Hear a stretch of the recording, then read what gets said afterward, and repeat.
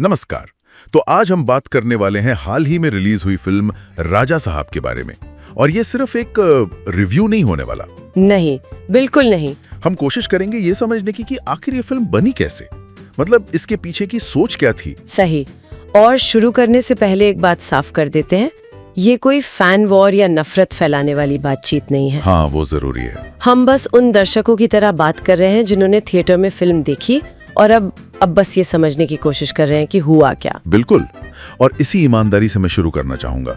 निर्देशक ने एक बयान दिया था कि अगर प्रभास के फैंस को फिल्म बुरी लगे तो मेरे घर आ जाना। हाँ, मैंने भी सुना था। ये सुनकर तो लगा था कि भाई गजब का आत्मविश्वास है, लेकिन फिल्म देखने के बाद मेरा तो मानसिक संतुलन ही हिल गया कि ये आत्मविश्वास आया कहां से। सच कहूँ, मुझे तो ट्रेलर देखकर ही थोड़ी गड़बड़ लग रही थी। अच्छा। हाँ, मतलब ट्रेलर में ही इतने सारे जॉनर एक साथ दिख रहे थे। Horror, comedy, family drama. देखिए, जॉनर मिलाना गलत नहीं है, स्त्री जैसी फिल्मों ने ये साबित किया है। सही। पर उसके लिए एक विजन चाहिए होता है, एक पकड़। और मुझे डर था कि कहीं वो पकड़ ढीली ना पड़ जाए, और हुआ भी वही। फिल्म उम्मीद से कहीं ज्यादा दिशाहीन निकली। दिशाहीन तो शायद छोटा शब्द है। चलिए कहानी से ही शुरू करते हैं। फिल्म का जो मूल आइडिया है वो एक पोते के बारे में है। उसकी दादी को भूलने की बीमारी है, एमनेजिया, और कुछ पुश्तैनी संपत्ति का चक्कर है, तो वो अपने दादा को खोजने निकलता है। सुनने में तो ये एक ठीक ठाक कॉन्सेप्ट लगता है ना?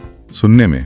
पर जैसे ही ये कॉन्सेप्ट खुलता है, मैं क्या ही बोलूं, ये पूरी तरह से बकवास है। हाँ। मतलब जो दादा हैं वो कोई महान आदमी नहीं, बल्कि एक लालची तांत्रिक है जो मर चुका है। हाँ, और वो मरने के बाद पोते के शरीर से अपनी पत्नी को वश में करके दौलत भोगना चाहता है। जब मैंने ये सुना, मुझे लगा ये कोई डार्क कॉमेडी है। आपने बिल्कुल सही नस पकड़ी है। यही तो फिल्म की सबसे बड़ी दिक्कत है, इसका टोन। हाँ।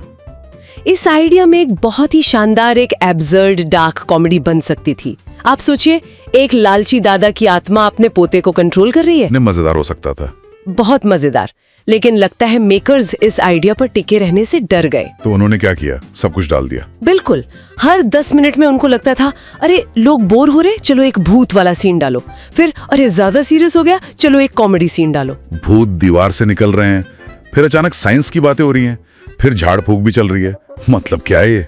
ऐसा लगता है जैसे निर्देशक सोच रहा हो, लोग मुझे कितना स्मार्ट समझेंगे अगर मैं हर जॉनरा एक ही फिल्म में डाल दूं। ये तो 30 सेकंड की रील्स बनाने जैसा है, कोई जुड़ाव ही नहीं है। और इस खिचड़ी का सबसे बुरा असर पड़ा है किरदारों पर, खासकर महिला किरदारों पर। उस पर तो आते हैं। फिल्म में 3 महिला किरदार हैं, लेकिन किसी का भी कोई कैरेक्टर आर्क नहीं है।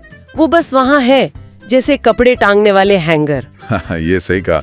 एक गांव की सीधी सादी गर्लफ्रेंड है जो वफादार है, एक शहर में ट्रेनी नन है जो क्यों है पता नहीं, और एक तीसरी है जो 2 दिन में मतलब तन मन धन सब दे देती है। और मजे की बात देखिए, क्या हीरो को भी अपनी दादी की तरह भूलने की बीमारी हो जाती है, और वो अपनी पहली गर्लफ्रेंड को याद ही नहीं रखता। हाँ, और फिर वो सीन आता है जहाँ तीनों लड़कियां बैठकर तय कर रही हैं कि अब हीरो किसे चुनेगा। उफ, मुझे यकीन नहीं हुआ कि ये सीन आज भी लिखा जा सकता है।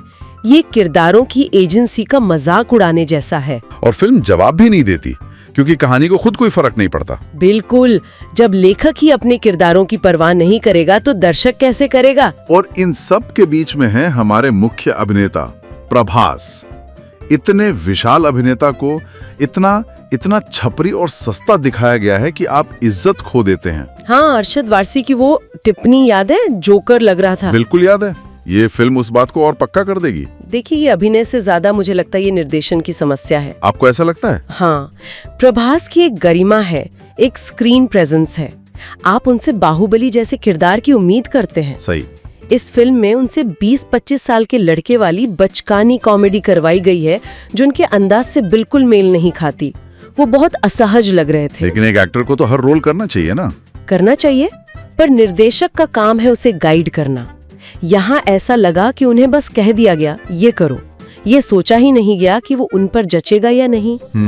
इसीलिए जब कोई गंभीर सीन आता भी है तो आप उन पे भरोसा ही नहीं कर पाते। और ये सिर्फ प्रभास की बात नहीं है। नहीं, बिल्कुल नहीं। जब आप बोमन ईरानी जैसे एक्टर से भी खराब परफॉर्मेंस निकलवा लेते हैं तो ये एक नेगेटिव प्रतिभा है। सही शब्द है, नकारात्मक प्रतिभा। एक तरफ राजामौली, वांगा, भंसाली जैसे लोग हैं जो एक परफॉर्मेंस के लिए 2 साल लगा देते हैं, हाँ। और दूसरी तरफ ये हैं जो अच्छे एक्टर्स को भी बर्बाद कर देते हैं। चलिए अब थोड़ा तकनीकी पहलुओं पर आते हैं, विजुअल इफेक्ट्स। ओहो, VFX को तो खिलौना बना दिया है। उसमें भी कोई एक रूपता नहीं है। कई जगहों पर काम बहुत ही औसत दर्जे का है। जब कोई भूत दीवार से निकलता है तो उसकी लाइटिंग कमरे से मेल ही नहीं खाती। हाँ, ऐसा लगता है ऊपर से चिपका दिया हो। बिल्कुल, और प्रेरणा तो साफ दिखती है हर जगह से। Harry Potter, dune, Inception, horror फिल्में, सब कुछ थोड़ा थोड़ा उठा लिया है। एक ऐसी खिचड़ी जिसे देखकर दस्त हो जाए। और संजय दत्त का किरदार? संजय दत्त तो लगभग एक आकाशीय उपस्थिति जैसे हैं।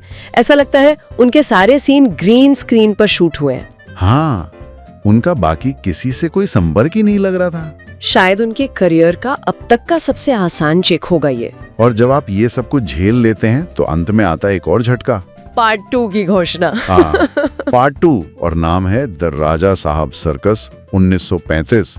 मैंने सोचा क्या आप वेलकम टू डेरी बना रहे हैं क्या? मतलब क्यों?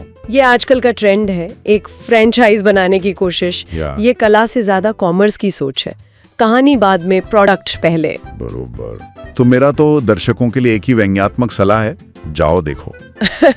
अरे हाँ, देखो, ताकि पता चले कि अपना करियर खुद कैसे दफनाया जाता है। ये फिल्म इंडस्ट्री के रचनात्मक दिवालियापन का सबूत है। मुझे लगता है ये फिल्म भविष्य में एक पैमाना बन जाएगी। कैसा पैमाना? लोग पूछेंगे, भाई क्या ये फिल्म राजा साहब जितनी बुरी है?